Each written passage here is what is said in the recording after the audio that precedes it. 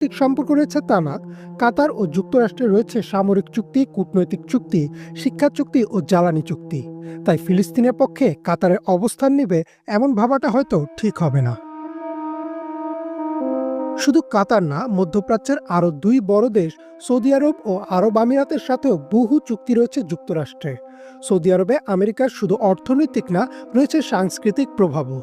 সম্প্রতি সৌদিতে খুলেছে মদের বার, সিনেমা হল ও হালাল নাইট ক্লাব।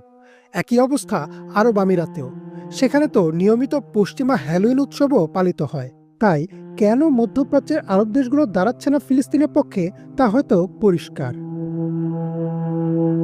একদিকে আগুনে পুড়ছে ফিলিস্তিনের নিরীহ নারী ও শিশুরা, অন্যদিকে আরব বিশ্বের আচরণ খুবই দুঃখজনক।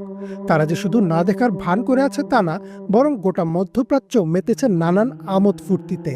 সামাজিক মাধ্যম সহ বিশ্বের বিভিন্ন প্রান্তের মুসলিমদের এখন